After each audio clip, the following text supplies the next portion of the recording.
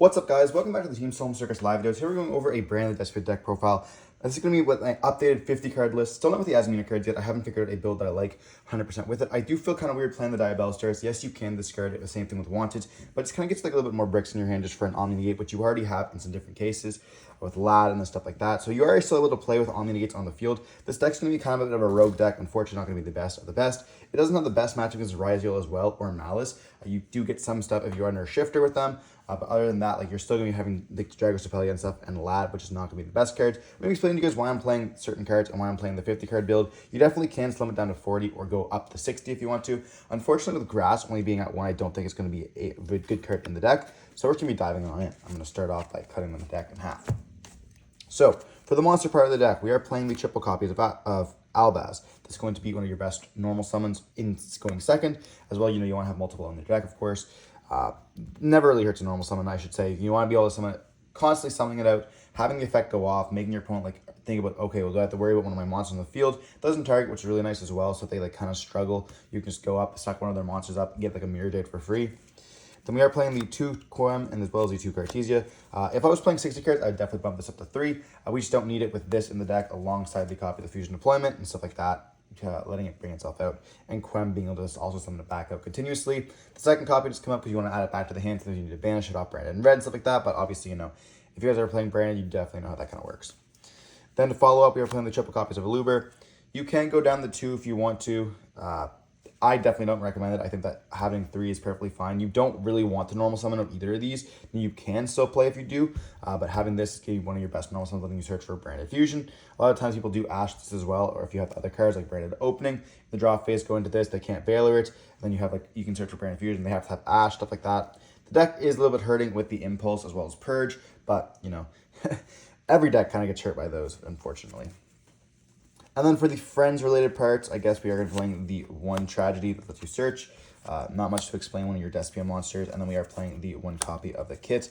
Kind of goes into your Aluber. This lets you add back from Banish, though, which is very important. I think that every deck has to play this if you're playing branded. Because, having the Fusion Deployment or Fusion Duplication, Banish or Branded Fusion, you need a way to add it back. Kit's going to be your girl. Now for the friends, we still have the triple Albion, the Sanctum Shrouded Dragon here. Going to be one of your best upstarts in the deck, dumping you a card from the graveyard. Also counts as Albaz in the graveyard, very important to note as well. We are playing droplets in the main deck, so having this into the graveyard, being treated as Albaz, then having Cartesia in hand, something itself out is going to be quite useful. We also have the Mercurier, Lubellion. We are playing a little bit of a bigger dragon package with the Magnemite and the Sorneer. A lot of players do play 2 Sorneer in the main. I don't think that's necessarily correct. I am a big fan of the Magnemite. Having access to these essentially gives us 6 copies for those 3 high spirits, which to me is going to be perfectly good enough. We are playing the 1 Gimmick Puppet Nightmare because, this is a nightmare, and this gives you always wins. You'd actually never side this out, by the way. Very important to note that, if you do, not able to kill them, you're able to lock them next turn. You're going to have C cards in your side deck. They're not going to be automatic win cards. You won't really OTK a lot in this deck, but giving them a Nightmare is going to be an OTK. Same thing with Mercurier. Mercurier at 2 seems a little bit weird. I always love Mercurier at 2. If you guys have seen the channel for a long time, I've been going back and forth between 2 and 1 for the longest time, but mostly tying into the 2.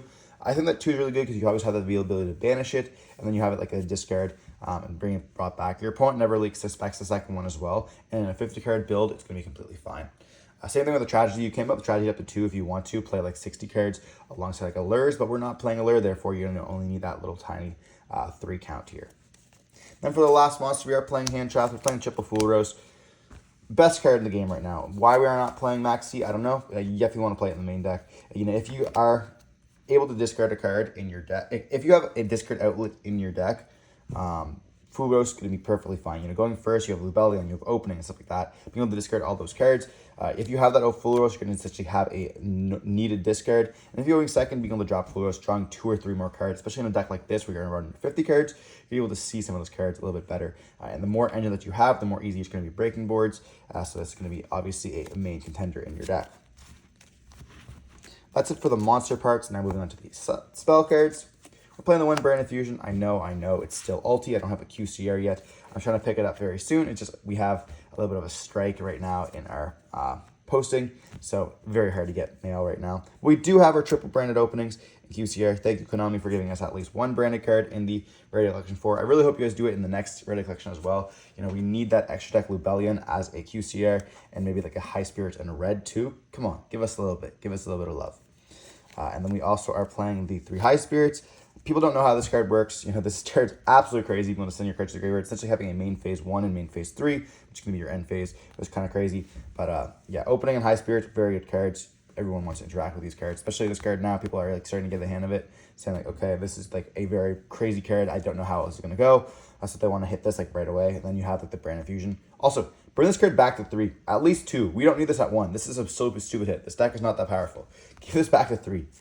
And then we have the branded reds at 2 and the 1 branded and lost. So the reason why we're playing 2 branded red, we are playing 50 cards, I mentioned as well. And when to, like, if you draw into it, you can still set it from the deck as well, which is really cool. But yeah, this card's actually not that bad. I always love having 2 of this card, and you're playing a higher deck than 40. So that's why I often play it. I'm not playing branded and white. I think that card's absolutely copium. I think that card is so shit that it should not be any of your lists. Branded red is a little bit better. I know that, like, people are like, oh, it's a normal spell. Well, a normal spell can't, like, yes, it can be set by thrust, but a quick play spell can be used during both turns. So I really just do like it. I know it has not the ability that it can just reset itself if it's discarded from the hand, which is going to be really good. It just doesn't come up that often when you have so many other discards.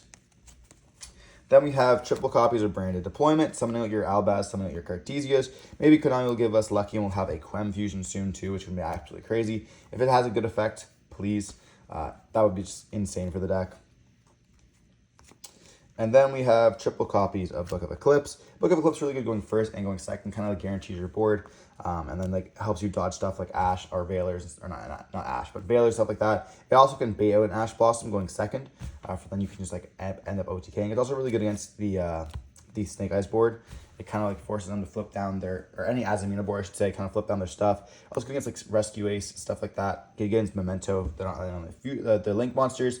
And really good against Kashtira, as it always has been, which can get a little more popular with the, for example, like Desiree, kind of forcing it to negate, or they lose it to negate and something else. Like, you know, I like forcing cards out pretty much.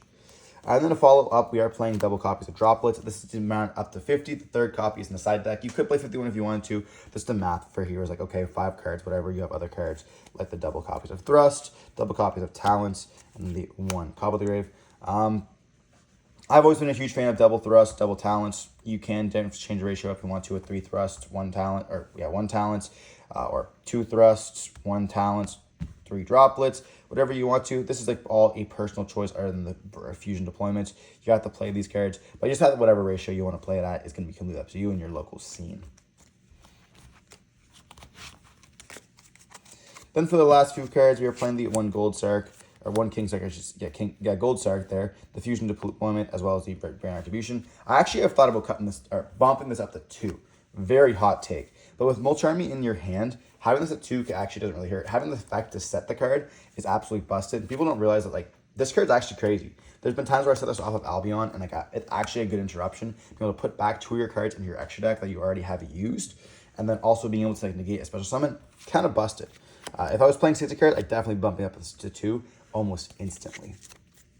That's gonna be it for the extra, or the main deck here. Now move on to the extra deck. So we are playing still the 2 Mirror Jades, the double copies of Albion. I guess I'm gonna try to be showing you guys Owlentus instead, but we're gonna have the 1 Lubellion, the 1 Albion Sanctifier, the 1 Albalentus, the 1 Rinbrum, and the 1 Titaniclad. This is a very standard Albaz lineup package. You could opt to side this if you wanted to. I think this is pretty good. Tempai is going to be kind of running rampant. In the next event, I guess in the next set, you could definitely side this if you wanted to. Titaniclad is going to be crazy. You're going to play this one. You can play the Synchro as well, Lulu Walleth. I just think this card is going to be perfectly fine to send off of your Branded High Spirits. There's no real need to do that. But yeah, being able to put the Titaniclad back and maybe like another Albion can help you out so much when you're in the grind game with the trap here, which I was trying to tell you guys. And then for cards, we're playing the double copies of Branganol. Everyone knows how this works. The first one's for your combo. The second one's for your game of if you don't send it earlier. A very nice line. Then we are playing Lad. This is your Omni I was telling you about. This does also, you can make it on a shifter, which is really important as well. I'm going to be talking about a card here in a second, which I think that we should be considering to play as well, because we're no longer playing Guardian Chimera. But Yeah, I think this card is really important. I am still testing it out and stuff like that, but this card is just absolutely crazy, being a mandatory 3 negate. It also activates during your turn, even though it has 0 attack. So it's also important to know that like you do chain block stuff with this. It makes the Mercurial really hard to respond. Even has 0 attack, it can still activate the effect, so very important to note. Then we are playing the 1 Boreal Furious. I think this card definitely is mandatory in the deck. Popping cards, having Branded Opening protected, or protect with other fusions, that's going to be absolutely crazy. Then you can also, like, it doesn't have to pop your card to still pop the other card, and vice versa. So you have, like, pop target, Cartesia, Chain, you get a free pop. Crazy, crazy, crazy. I love this. Definitely glad that we're playing this card still. And the last 2 cards are up for debate, Quiritus and the copy of the Despia. I have opted to maybe think about playing this card here. Now you might be wondering, well, why do you want to play this over a copy of Guardian Chimera? Guardian Chimera lets you draw cards and still pop stuff. This only pops like 1 card, whatever. So this is actually a light dragon, so it helps you make Lad significantly easier. If it wasn't for that, we wouldn't be playing this. But yeah, this is essentially a pop card, and Lad can use it, where Guardian Chimera cannot be used, and like stuff like that. I think these 2 cards are the worst cards in your extra deck. I have thought about playing the Pushkinian instead of this, but I don't really know. I just kept playing the Quiritus. I think that it is going to be quite good. But like when I'm thinking about the worst card in my deck, our extra deck, it's probably going to be these 2 cards. This is obviously going to be your go-to when you get shifted. But now when you're playing this, it's like, okay, well, I can still play through shifter. But this is going to be really good against like any of those like Cybers decks, stuff like that. So coming up in the next format, this can be quite nice as well. Now move on to the side deck. This is going to be 100% dependent on your locals or your regionals or whatever. We are starting off strong with 1 Jinzo. We have lots of lab players, a Dynamorphia player. This card is coming in. You know, if you think that Giving Pup a Nightmare is not going to end you, Jinzo is going to. Have fun flipping up, no traps. Then we are playing the 1 Sorinier, the 1 Jerusalem, and the Baldrake. Like I mentioned earlier, you can play 2nd Sorinier if you want to in the main deck. I just am wanting to bump it up. I do like the 3 in the deck. It brings you up to 6 with your Bestial Lubellion. So when you need to put them in, you have chances to see them quite highly.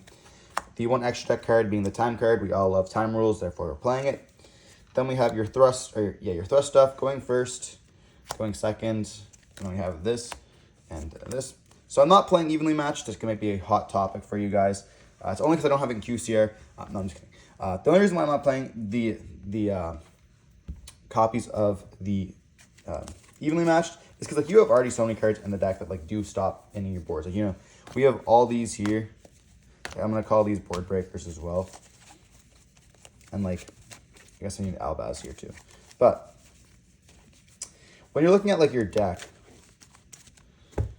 these are all your going second cards. So like you have 1, 2, 3, 4, 5, 6, 7, 8, 9, 10, 11, 12, 13. 13 going second cards. Having evenly matched in your side deck is not going to help you at all. If you can't break the boards with 13 cards, you're not going to be breaking the board with 15 cards. And like, yes, you know, you don't need a battle phase. You can play it. You can definitely play it over the Dark Ruler no more. My just really thought behind Dark Ruler is that your opponent cannot respond with monster effects. Therefore, it's going to be kind of nice. Now, you might be wondering, okay, well, you know, they can respond with Droplet. Well, if you have Droplets and you send like a bunch of different monsters, you send like maybe the Albaz or an Albion to the graveyard, you have the ability to summon a Cartesia. You have a bunch of different stuff that you can interact with. Having the Droplets, being able to send extra cards you have that you do draw off the Mulch Army can definitely help you out, especially when your cards do trigger in the graveyard. You have double copies of Opening, whatever, you discard them. Make sure they can't activate spells, traps, whatever you have. You want to discard the copy of Retribution. You know, whatever you want to, you can stop all those stuff, so it makes it they can't respond altogether, which is really cool. So yeah, when you're paying attention to the game, definitely make sure that, you know, you don't have to play evenly match if you don't want to, but you can cut it out for the Dark Ruler No Remorse if you wanted to as well. Then we are playing the 1 Duster. Can't wait for this to become QCR. I love this card. But yeah, we are playing the Duster still. You have to play it. It's also a thrust target. Soul Release is simply for Fire King Azamina. You know, it does, I guess, it hits Rescue Ace as well, and it hits the Memento deck. I am the only one at locals who plays Memento, so I guess I'm not going to be playing it myself. But in theory, this card is really good. It's just to be good against the Fire King deck, being able to banish a bunch of their cards and making like them lose all their interactions, stuff like that can be kind of huge. And then there's some rogue matchups that can be good as well. We're just playing one of it in the side deck because we can. But you can easily replace this with another one of your like Jinzo targets or whatever. You can replace it with whatever you want to, even a Shadal Dragon if you wanted to. But instead of not playing Shadal Dragon, we're opting to play the triple copies of the Cosmic. You could actually debate putting this in the main deck if you wanted to. Now, if I was playing 6 cards, I maybe even consider playing 3 of it. When I was looking at the last 2 cards, I was kind of thinking about like, okay, well, do I want to play the Droplets or do I want to play the the Cyclone? I ended up playing the Droplets because I felt like I could get rid of their board pretty simply. And like, yes, every deck now plays Spells and Trap Hate, but going first, or them going first, this is not going to do that much going second.